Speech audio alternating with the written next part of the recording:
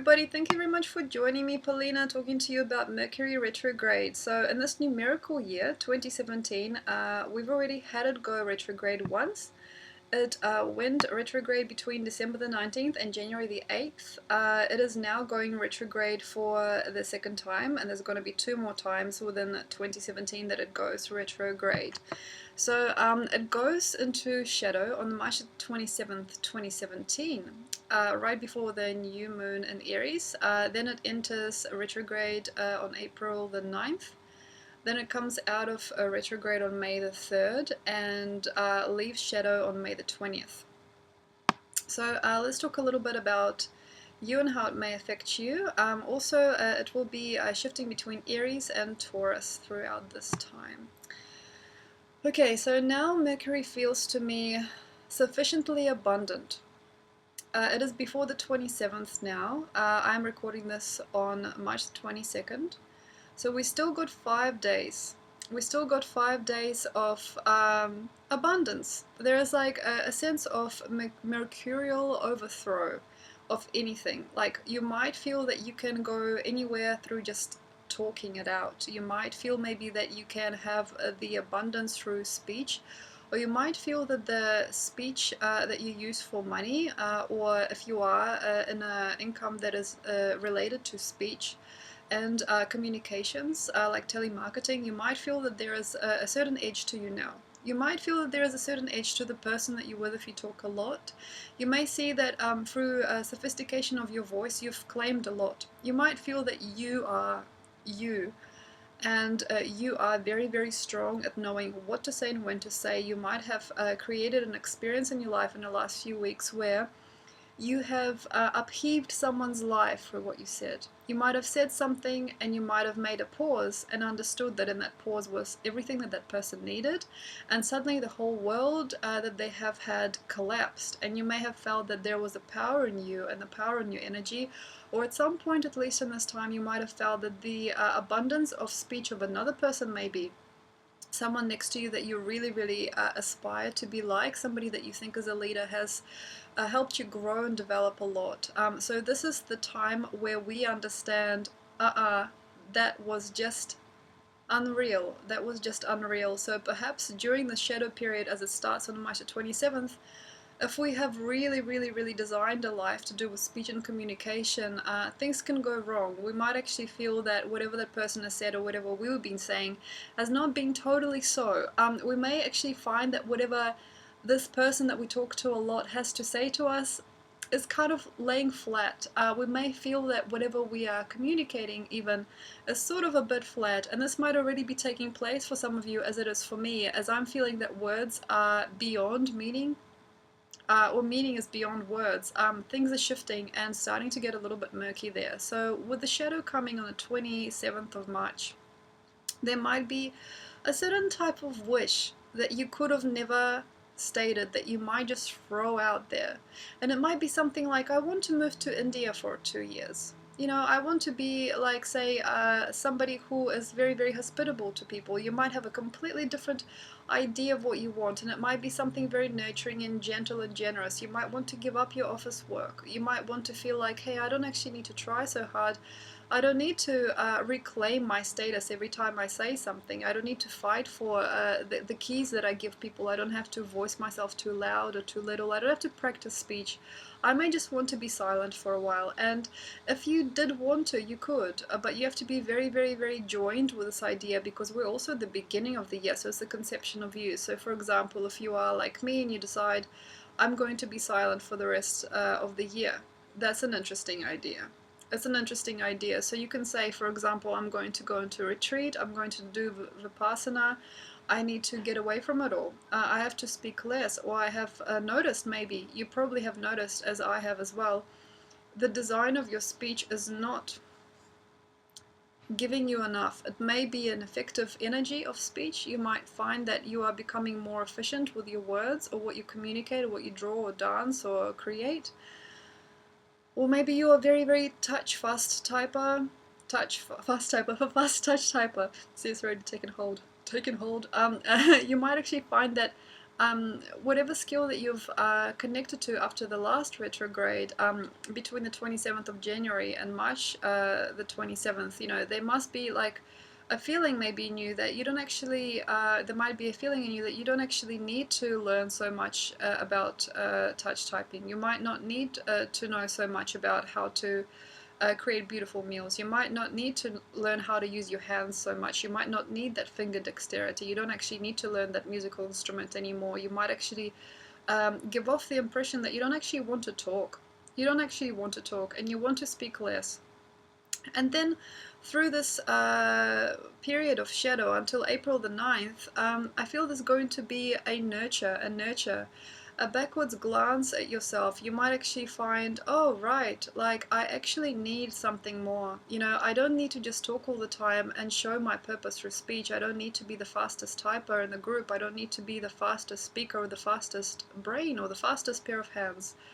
I don't, you know, should you ever consider maybe saying, I don't have to have it this way. I don't have to have it this way. What am I giving myself through this experience? You might actually find that a lot is on you. The work that you have to do is very, very vast because you've gotten a little bit too communicative there. Or maybe you've said a lot of things in the last year that weren't really, how can I say, fruiting for you. Maybe you said a lot of negative things about people and then it reflected badly on you. You might actually design a completely different form of speech during the next while as we are building up to new moon and especially the full moon in Libra later in April.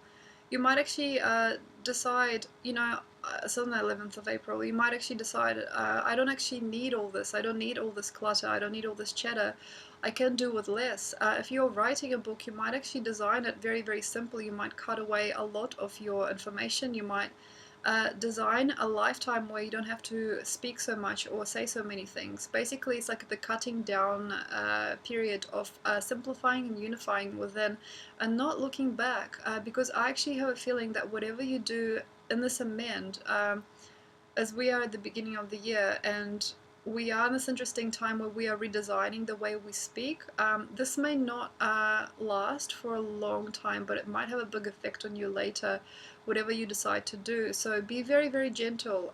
For example, if you are getting into a fight with your mother and saying, I'm never going to speak to you again, that may be a certain type of curse energy that you design for yourself. You might have a daughter that doesn't want to speak to you, or you might have a issue with women. So you may want to really have a female friend and then find that she's not talking to you or she's not interested in communicating. So very much not a good time to create curses up until April the 9th, or to create projections on people, projections on yourself and your communication or how you use computer systems. And then until the May the 3rd, I feel there's going to be a laughter. There's going to be a laughter build-up. I feel that from April the 9th till, this is a good news, till May the 3rd, there's going to be a laughter in terms of vulnerability of speech. You know, sometimes you get really, really, really vulnerable, even though you're standing in front of an audience and you're getting every word right. And this funny, vulnerable side that Tony Robbins has, and the funny, vulnerable side that Barack Obama has as well as he's talking. So some of the best speakers in the world were some of the most vulnerable people, maybe, or there's a great vulnerability that comes with great confidence and with great light and illumination of a space through voice. And you might actually giggle a little bit or a lot about what you've come to be through the way that you communicate. You might actually find that it's really, really sincere and strange, but it is hard to giggle. But giggle you must, because we also got Jupiter in retrograde. We also got Venus showing her colors in a different way. So the more you love during this time, the better chance you have at abundance. So definitely seek out those stories and those experiences where you can laugh and smile. Colorful people, colorful clothes, colorful things that cannot be described in words. Maybe go to a gallery, have a look at some abstract painting, maybe have a look at some very strange performance on the street or something like that needs to generate as an experience for you to be able to upheave. Upheave is not the right word, maybe. To, I guess, relocate the stress on speech, because I'm feeling that we're becoming really automatic and kind of like glad that we're not really here speaking in person when we're talking on a phone. We're becoming a disconnected species.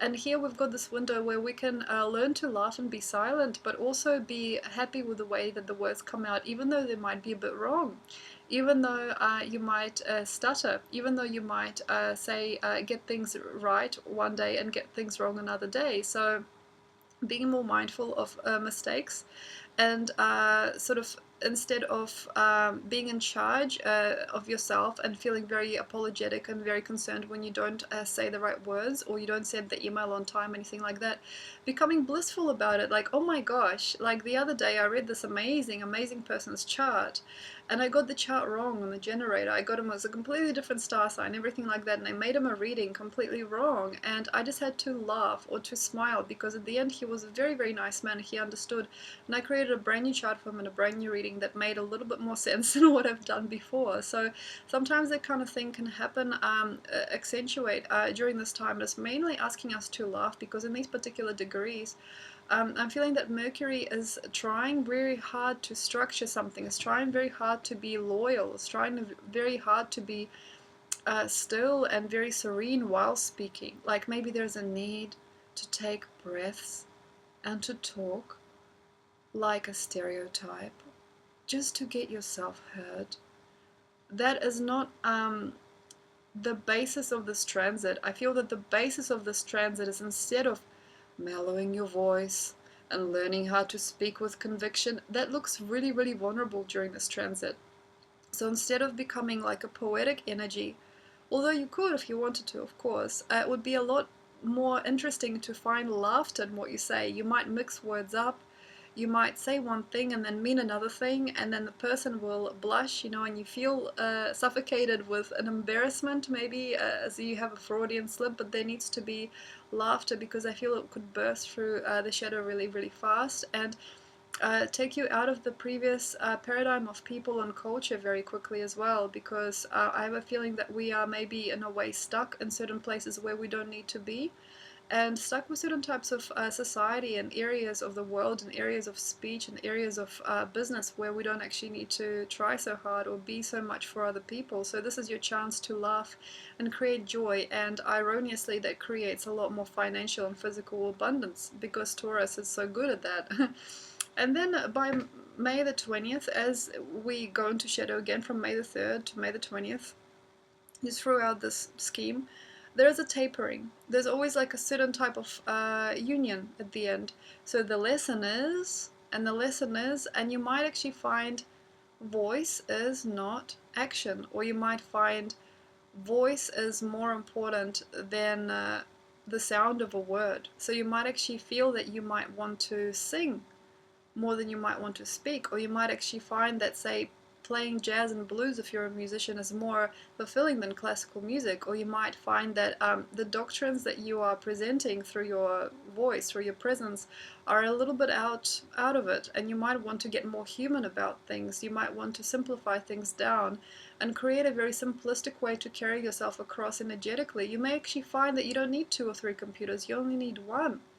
And if one is breaking down, then you might need to just, buy one thing that's better than having, like, say, 3 or 4 different laptops that don't work. It's like a very fascinating time to narrow it down and to simplify it. It's a very good time to throw away old keyboards, chuck out old phones, get new phones only at the end, or like the middle of the transit, maybe only. It depends. If the sky permits.